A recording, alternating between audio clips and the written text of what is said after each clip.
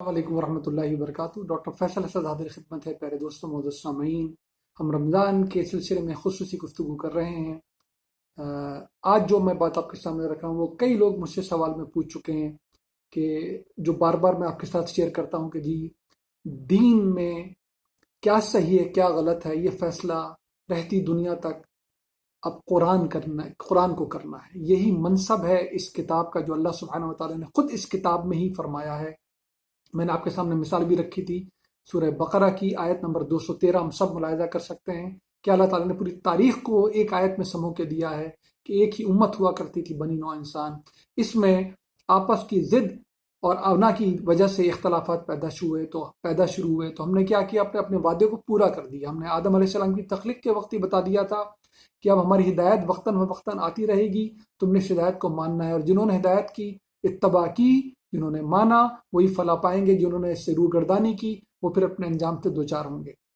اللہ تعالیٰ نے اس سورہ بقرہ کی آیت 213 میں بتایا ہے کہ جب یہ ہوا کہ انہوں نے آپس میں اختلافات پیدا کر لیے اپنی ضد اور انا کی وجہ سے، تو ہم نے وقتاً فوقتاً اپنے نبی بھیجے جو بشارتیں سناتے تھے، جو خبردار کرتے تھے۔ ان کے ساتھ ہم نے کتابیں نازل کی تاکہ وہ ان کے بارے میں حق سے فیصلہ کر دیں۔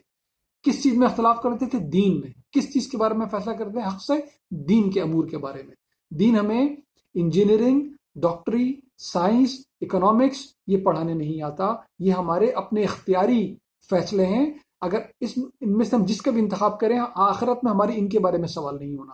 آخرت میں سوال ہونا ہے تم ڈاکٹر تھے یا انجینئر تھے یا بزنس مین تھے یا ہاؤس وائف تھے، جو بھی تھے، تم نے وہاں رہ کر اپنی عبادات اور اپنے معاملات کو بالکل کم نہیں سمجھنا ہے۔ اپنی عبادات اور اپنے معاملات کو ویسے ہی چلایا، اسی پاکیزگی کے ساتھ جس کا تقاضا کیا گیا تھا، کیونکہ عبادات پاکیزہ ہوں گی ہر طرح کے شرک سے پاک، اور معاملات پاکیزہ ہوں گے ہر طرح کی بد اخلاقی سے پاک، تو ہی اس پاکیزہ جگہ پہ جگہ ملے گی جو اللہ تعالیٰ نے پاکیزہ لوگوں کے لیے بنائی۔ تو یہ آیت نمبر 213 ملاحظہ کریں، سورہ نحل کی آیت نمبر 64، سورہ نحل 16 نمبر کی صورت ہے، اس میں بھی اللہ نے دوبارہ یہ بتایا کہ جی ہم نے یہ کتاب دے دی ہے، یہ فیصلہ کر کے بتائے گی صحیح کیا ہے غلط کیا ہے۔ سورہ مائدہ میں آیت نمبر 48 ہم ملاحظہ کریں، کیا اللہ تعالیٰ نے سمری کی ہے کہ قرآن کی کیا حاکمیت ہے، یہ مہیمن ہے، یہ نگران ہے، اپنے سے پہلے بھی کہی گئی ہر بات کے بارے میں، دین کے بارے میں، اور اب رہتی دنیا تک، کیونکہ اللہ تعالیٰ نے کوئی صحیفہ اب دینا نہیں ہے، نبوت رسالت ختم کی جا چکی ہے۔ کیوں ختم کی جا چکی ہے؟ کیونکہ قرآن اب موجود ہے اپنی واضح 100% مکمل شکل میں۔ یہی ہے نبی صلی اللہ علیہ وسلم کا دیا ہوا علم، یہی ہے جو اللہ نے ان کے ذریعے میں دیا ہے محکم طور پہ 100% طور پہ۔ عمل انہوں نے نبی کی سنت کے ذریعے جاری کروایا ہے، لیکن اس عمل کی بھی ساری جو علمی آپ کو نس ملے گی، جو علمی آپ کو اس کے سارے مقدمے ملیں گے، وہ اس قرآن سے ملتے ہیں آپ کو۔ عمل نبی صلی اللہ علیہ وسلم کی سنت سے جاری کروا دیا اللہ تعالیٰ نے۔ یہی ہر نبی کرتا ہے، وہ علم بھی دیتا ہے، وہ عمل بھی دیتا ہے۔ اب یہ علم اور عمل 100% پاک صاف کر کے رہتی دنیا تک کے لیے اللہ کے آخری نبی ہمارے رسول صلی اللہ علیہ وسلم ہمیں عنایت کر کے دے چکے ہیں ہمیشہ کے لیے۔ تو سورہ بقرہ آیت 213، سورہ نحل آیت نمبر 64، یہ ہم دیکھ لیں۔ اور بھی جگہ پہ میں نے آپ کو 2 سادہ مثالیں دی ہیں۔ پھر اس کے مطابق آئے، صراط مستقیم کے مطابق آئے، خدا نخواستہ کوئی غلطی ہو بھی گئی تو معافی کا اللہ تعالیٰ سے امکان ہے۔ اگر ہم نے اس کو نظر انداز کیا، ہم نے اس کو اپنی پرائیورٹی نہیں بنایا، ہم نے کہا کہ نہیں جی دنیا کی تو چیزوں کا کام ہے، ان کے لیے تو میں سب کچھ کوشش کروں گا، خود دیکھوں گا، خود سمجھوں گا، اپنے باقی علم سے جن سے مجھے تنخواہ ملتی ہے، جن سے مجھے کوئی روزگار کا فائدہ ملتا ہے، جن سے مجھے اور دنیاوی فائدے ملتے ہیں، ان میں تو میں ہر چھان پھٹک کروں گا، اس کے بارے میں تو میں 10 لوگوں سے پوچھوں گا، اس کے بارے میں تو ہر علم حاصل کروں گا اور کراس چیک کروں گا۔ کیوں کہ مجھے اس کا فائدہ نقد میں آتا ہوا محسوس ہو رہا ہے اس دنیا میں۔ لیکن جو ہمیشہ کا فائدہ ہے، جہاں پر ہم سب نے کوشش کرنی ہے جانے کی، کیونکہ وہ بظاہر انسان کی نفسیات یہ ہے، اس کو نقد نظر نہیں آ رہا ہوتا فائدہ، اس کو ادھار محسوس ہو رہا ہوتا ہے، تو اس کے بارے میں ہم اپنا جائزہ لیں۔ ہماری وہ تگ و دو نہیں ہے، ہماری وہ جد و جہد نہیں ہے، ہماری وہ محنت نہیں ہے۔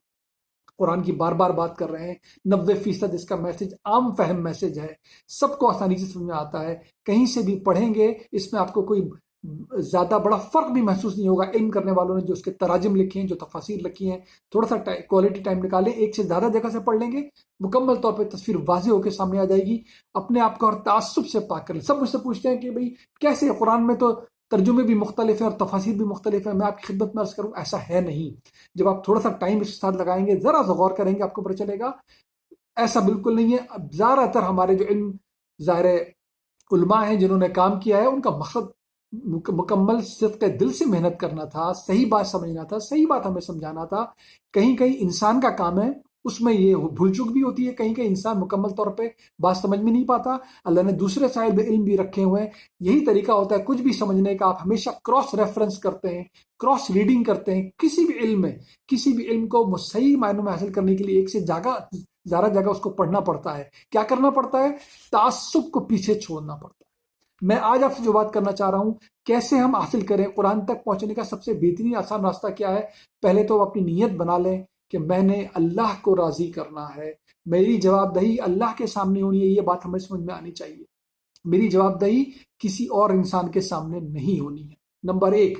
نمبر 2, کوالٹی ٹائم نکالیں, 5-10 منٹ نکالیں, لیکن کم سمجھنے کی کوشش کریں. رمضان میں روٹین بنا رہے, رمضان کے بعد جاری رکھیں. اور پھر تیسری بات, اپنی آنکھیں, اپنی عقل دلیل سے بند نہ کریں. جو بھی کوئی دلیل دے گا, قرآن ہمیشہ اپنی جگہ موجود رہے گا. قرآن کے الفاظ اللہ کے دیے ہوئے ہیں, ہمارے نبی صلی اللہ علیہ وسلم کے عنایت کیے ہوئے ہیں, یہ تبدیل نہیں ہو رہے. آپ کو اگر کوئی تبدیلی ملے گی بھی یا کوئی فرق ملے گا بھی تو انسانوں کے کیے ہوئے کام میں ملے گا, جو ترجمے یا تفسیر میں ہوگا. کیا کریں؟ تعصب کو پیچھے چھوڑیں. صاحب علم جو بات کر رہے ہیں, دیکھیں اس کو قرآن کے سامنے رکھ کر کہ جی کون سی بات آپ کو صحیح لگ رہی ہے. آپ نے اپنے اطمینان پہ پہنچنا ہے. اللہ جانتا ہے کہ آپ کا اطمینان ہے یا نہیں ہے. آپ اپنے اطمینان پہ پہنچ گئے یا آپ اپنے تعصب پہ کھڑے ہو گئے آگے.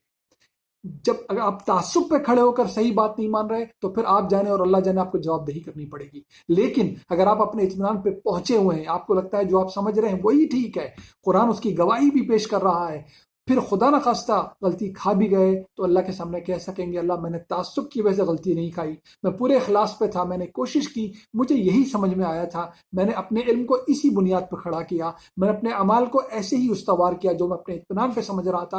امید ہے اللہ معاف فرمائے گا. کیوں معاف نہیں فرمائے گا؟ وہ ہمارے دلوں کے حال کو جانتا ہے. انہ علیم بذات الصدور, وہ تمہارے دلوں کے اندر کو جانتا ہے. انہ یعلم الجہر من القول ویعلم ما تکتمون, وہ تو ان کو بھی جانتا ہے جو تم ادا کرتے ہو جن الفاظ کو, اور ان کو بھی جانتا ہے جو خیالات تم اپنے اندر چھپا لیتے ہو. وہ بالکل جانتا ہے اپنے اخلاص پر آپ ہیں یا نہیں ہیں. قرآن کو تک پہنچنے کا براہ راست راستہ کیا ہے؟ وہ یہ ہے کہ آپ یہ نہ دیکھیں کہ آپ نے پہلے سے ہی کون سے اپنے اندر خیالات بنائے ہوئے ہیں.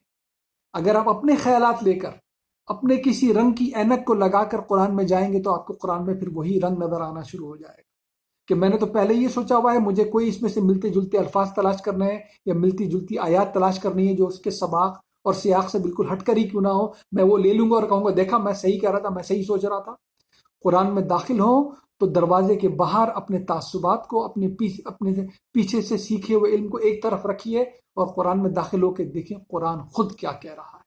یہ کتاب فصلت ہے, یہ محکم کتاب ہے. اس کی آیتیں اللہ نے پوری مکمل محکم کر کے تفصیل بیان کی ہیں. اس میں ظاہر تھوڑا سا غور کرنا پڑے گا, تھوڑا سا کوالٹی ٹائم لگانا پڑے گا. رمضان سے شروعات لیں, رمضان قرآن کا مہینہ ہے. جتنی بھی عبادات ہم کرتے ہیں, میں پہلے بتا چکا ہوں, بے شک ہم صلات پڑھتے ہیں, ہم روزہ رکھتے ہیں, ہم حج و عمرہ کرتے ہیں, یہ سب کچھ ہمیں قرآن کی طرف متوجہ کرنے کے لیے, قرآن کو اپنے اندر سمو لینے کے لیے ساری ایکسرسائز ہمیں بتائی جاتی ہے.